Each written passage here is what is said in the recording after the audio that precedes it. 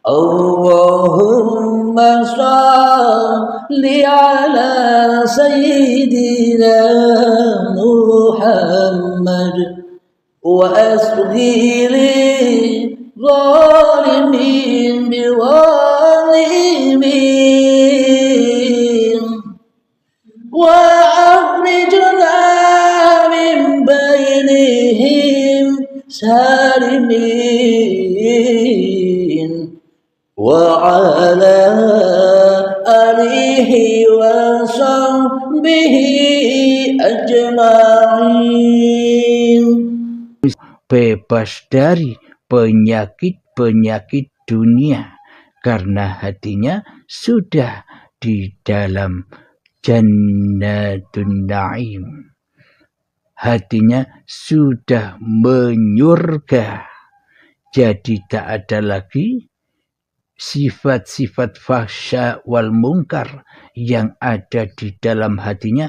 Terima ing pandumi Gustine. Terima apa adanya dengan lapang dada apapun yang disajikan Allah di dalamnya. Jadi dunia ini adalah ladang akhirat bagi orang-orang yang sudah mengenal Allah. Jadi di dunia ini adalah surga-surganya para aulia Allah, para nabi-nabi Allah, para rasul-rasul Allah.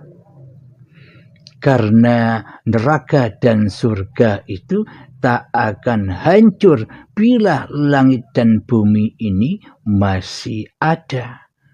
Jadi adanya surga dan neraka ini di dalam adanya langit dan bumi. Maksudnya apa? Ketika langit dan bumi ini diakui sebagai langit dan buminya manusia, ketika langit itu apa sih? Langit itu adalah hidup. Bumi itu apa sih?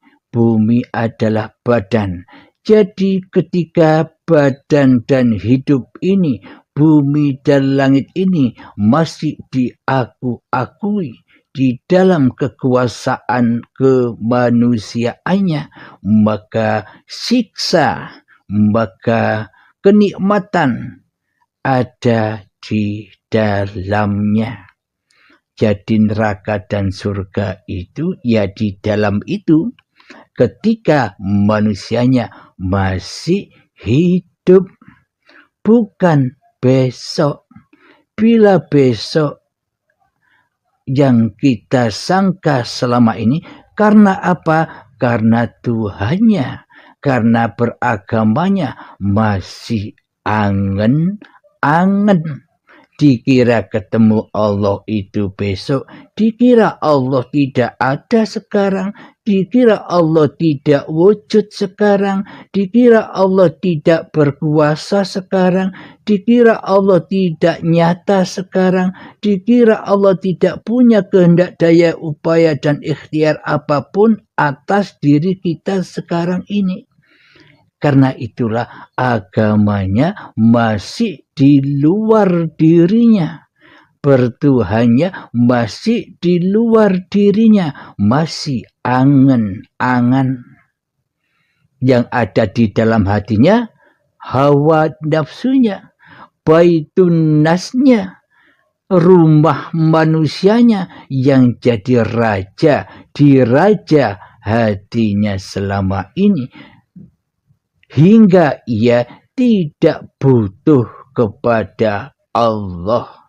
Karena Allah tidak ada baginya selain dirinya sendiri. Semoga bisa difahami. Mohon maaf.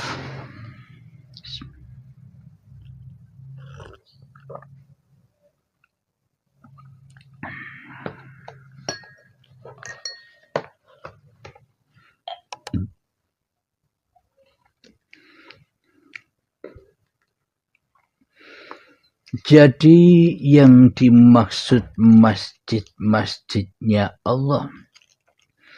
Jadi yang dimaksud rumah-rumahnya Allah. Jadi yang dimaksud Baitullah secara hakikatnya adalah ketika di dalam hatimu sudah suci dari diri kemanusiaanmu, yang ada hanya sucinya Allah, maka itulah Baitullah. Ketika Baitullah, ketika hati sudah suci dari selain Allah, maka yang dipandangnya, maka alam semesta ini, itulah hakikatnya Baitullah.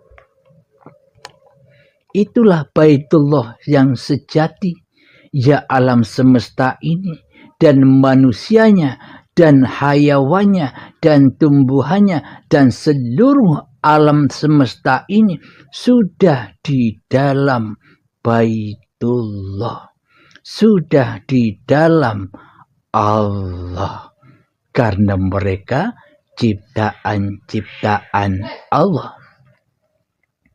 Ini secara syariatnya. Nanti kita perdalam lagi hakikatnya bagaimana.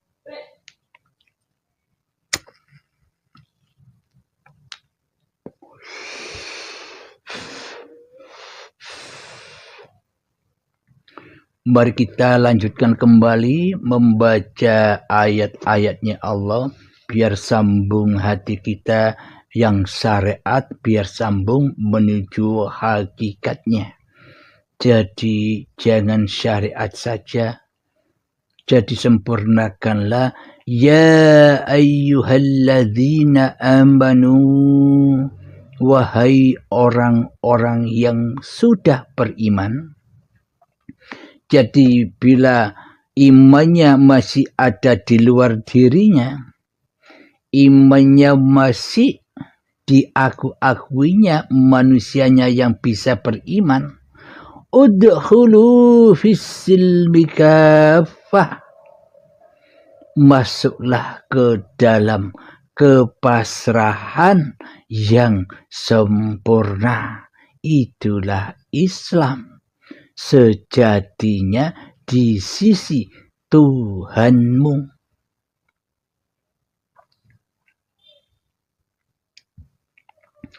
Mari kita bacakan lagi di dalam surat At-Taubah ayat 17 dan ayat 18. A'udzu billahi minasy syaithanir rajim. Bismillahirrahmanirrahim. ما كان للمشركين أن يعمروا مساجد الله شاهدين على أنفسهم بالكفر أولئك حبطت أعمالهم وفي النار هم خالدون. Tidaklah pantas orang-orang musyrik itu memakmurkan masjid-masjidnya Allah, sedang mereka mengakui bahwa mereka sendiri kafir. Itulah orang-orang yang sia-sia pekerjaannya dan mereka kekal di dalam neraka. Nah kan, neraka itu kan bukan nanti. Kita lanjutkan lagi yang ayat ke-18 At-Taubah. إنما يعمر مساجد الله من آمن بالله واليوم الآخر وأقام الصلاة وآتى الزكاة ولم يخش إلا الله فعسى أولئك أن يكونوا من المهتدين. Artinya, hanya yang memakmurkan masjid-masjid Allah ialah orang-orang yang beriman kepada Allah dan hari kemudian. serta tetap mendirikan salat, menunaikan zakat, dan tidak takut kepada siapapun selain kepada Allah. Hatinya takut bila dia syirik. Kita lanjutkan. Maka merekalah orang-orang yang diharapkan termasuk golongan orang-orang yang mendapat petunjuk. Shadaqallahul azim. Maha benar Allah dengan segala firman-firman-Nya.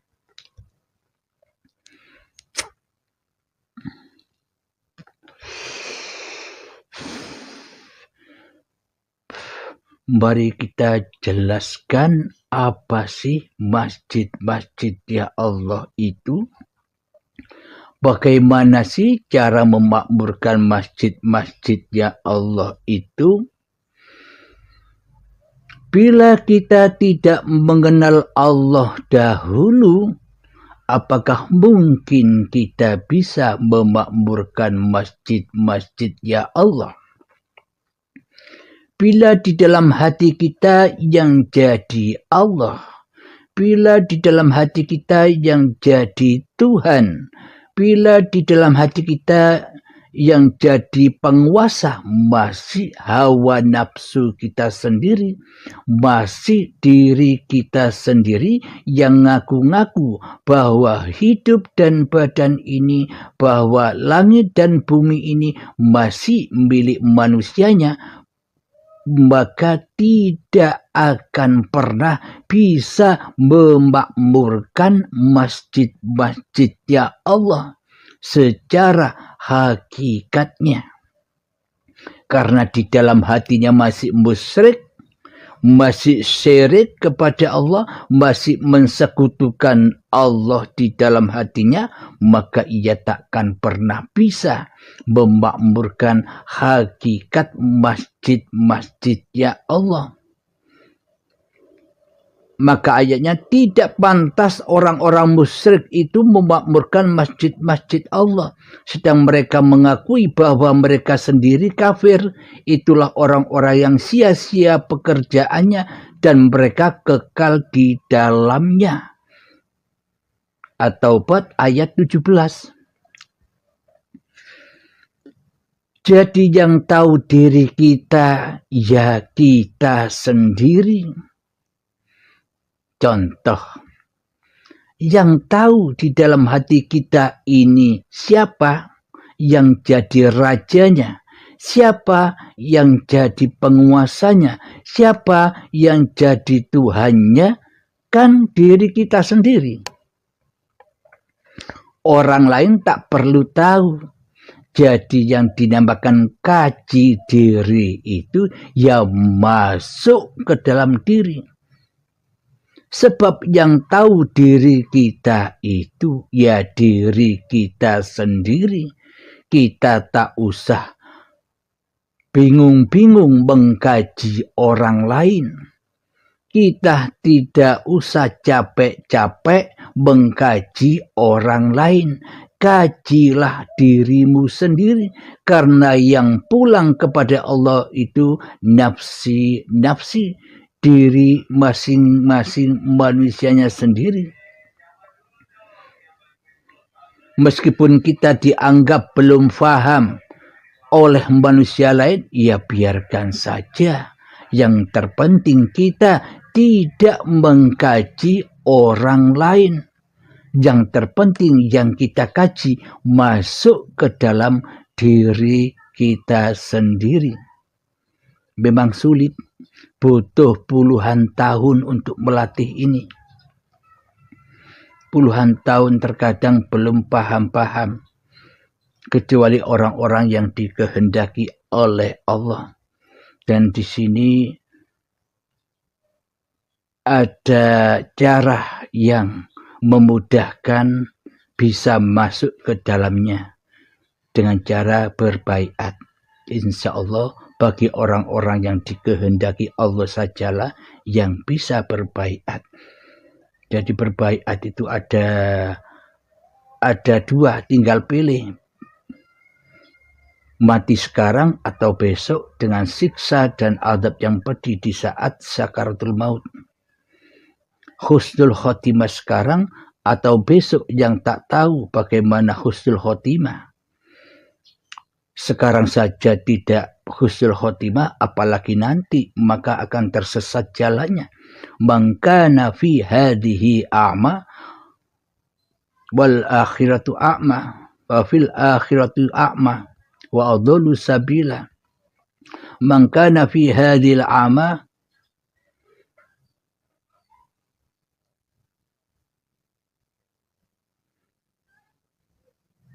Allahumma salli ala Sayyidina Muhammad wa asghiri zalimin biwalimin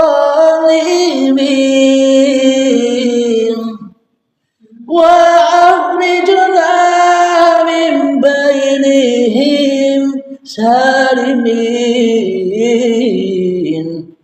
وعلى آله وصحبه أجمعين